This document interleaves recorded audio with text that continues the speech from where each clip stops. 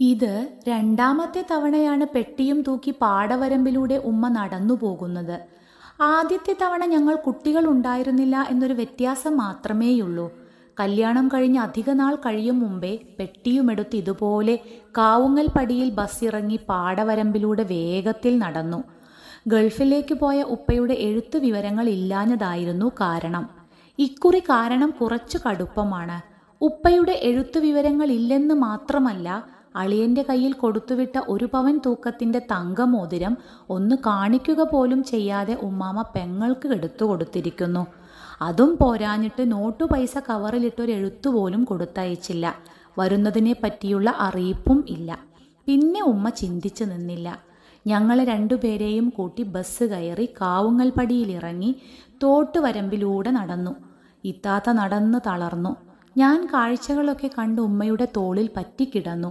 പാടത്ത് പണിയെടുക്കുന്ന ചെറുമികൾ വിളിച്ചു ചോദിക്കുന്നുണ്ട്. ഉമ്മ മിണ്ടാതെ വരമ്പിലൂടെ വേഗത്തിൽ നടന്നു. പിന്നാമ്പുറത്തുകൂടെയാണ് ഉമ്മ അകത്തേക്ക് കടന്നത്. ഉമ്മറത്ത് വല്ലിപ്പയുണ്ടെങ്കിൽ ചീത്ത കേട്ടാലോന്ന് ഉമ്മാക്ക് ഭയമുണ്ടായിരുന്നു. ഇശാമഗ്‌രിബിക്കിടയിലാണ് വല്ലിപ്പയുടെ കാര്യവിസ്താരം നടക്കുക. അന്നത്തെ വിഷയം ഉമ്മയാണ്. കാര്യങ്ങൾ ലളിതമായി വല്യമ്മ വിവരിച്ചു കൊടുത്തിരുന്നു. പിന്നീട് ഉമ്മയെ വിളിപ്പിക്കപ്പെട്ടു. ഉമ്മ മൂക്ക് ചീറ്റി തുടക്കുന്ന ശബ്ദം മാത്രമേ എനിക്ക് കേൾക്കാൻ സാധിക്കുന്നുള്ളൂ. ആരാടി മൂത്തേനെ അവിടെ കൊണ്ടാക്കി? തന്തനും തള്ളനും നോക്കാൻ 10 വയസ്സായ കുട്ടിയാ പോവുക?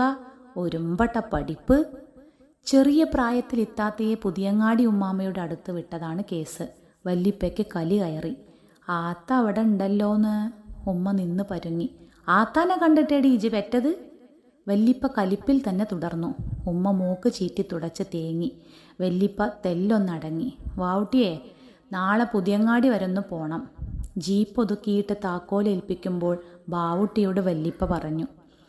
പിറ്റേന്ന് രാവിലെ തന്നെ ബാവുട്ടി പുതിയങ്ങാടിയിൽ പോയി ഇത്താത്തയെ കൊണ്ടുവന്നു. അവളുടെ ജടക്കുത്തിയ മുടിയും അലക്കി വെളുപ്പിക്കാത്ത ഉടുവാടയും കണ്ടപാടെ പുതിയങ്ങാടിയിലെ പാർപ്പും ഫാത്തിമ മാതയിലെ പഠിപ്പും വല്ലിപ്പ മതിയാക്കിച്ചു. കുട്ടി തള്ളൻ്റെ അടുക്കെ നിൽക്കേണ്ടത്, കണ്ടോടല്ല. ഉമ്മയ്ക്ക് താക്കീതും നൽകി വല്ലിപ്പ പാടത്തേക്കിറങ്ങി. പിന്നാമ്പുറത്തെ കുളിമുറിയിൽ കൊണ്ടുപോയി ഉമ്മ ഇത്താത്തയെ കുളിപ്പിച്ചു. കയ്യിലും കാലിലും നിറയെ പിച്ചലിൻ്റെ പാടുകളാണ്. തള്ളക്ക് പിച്ചാനാണോ എൻ്റെ വാപ്പ അവിടെ കൊണ്ടിട്ടത്? ഉമ്മയ്ക്ക് കലിപ്പ് കയറി വന്നു. മേനി ഉരയ്ക്കുമ്പോൾ ഹാ ഹാ എന്നവൾ ഉറക്കെ ഒച്ച വെച്ചു. ഉള്ളിയിട്ട് മൂപ്പിച്ച കോഴിമുട്ട തിണ്ണയിലിരുന്ന് തിന്നുന്ന എൻ്റെ അടുത്തേക്ക് വന്നവൾ എന്നെ കളിപ്പിച്ചു. കളിക്കിടയിൽ മുട്ട തീർന്നു പോയപ്പോൾ ഞാൻ വിങ്ങി വിങ്ങി കരഞ്ഞു. ഉമ്മ കേട്ടാൽ അടി കിട്ടുമെന്ന് ഉറപ്പുള്ളതുകൊണ്ട് എന്നെയും ഒക്കത്ത് വെച്ച് അവൾ ഏന്തി വലിഞ്ഞ് നടന്നു. എനിക്കപ്പോഴും സങ്കടം ബാക്കിയായി. പശുവിനെ കാണിച്ചിട്ടും പൂച്ചയെ കാണിച്ചിട്ടും ഒരു മാറ്റവുമില്ല. എന്നാൽ പിന്നെ മതിലിൻ്റെ മുകളിൽ വെച്ച് തെത്തേ ചാടിക്കാമെന്ന് വിചാരിച്ച് കുട്ടിയായ എന്നെ പോക്കി അരമതിലിൻ്റെ മുകളിലേക്ക് വെക്കാൻ നോക്കി. മതിലിൻ്റെ മുകളിൽ വെക്കാനും പറ്റിയില്ല, താഴേക്ക് വീഴുമ്പോൾ പിടിക്കാനും പറ്റിയില്ല. ഞാൻ മൂക്കും കുത്തി മുറ്റത്തെ ചരലിൽ വീണു. എൻ്റെ നിലവിളി കേട്ട് ഓടി വന്ന ഉമ്മ സ്തബ്ധയായി നിൽക്കുന്ന ഇത്താത്തയെ പൊത്തോമെന്ന് ചട്ടുകം കൊണ്ട് 2 അടി. ഹാ ഹാന്ന് കരഞ്ഞുകൊണ്ടവൾ ഓടി.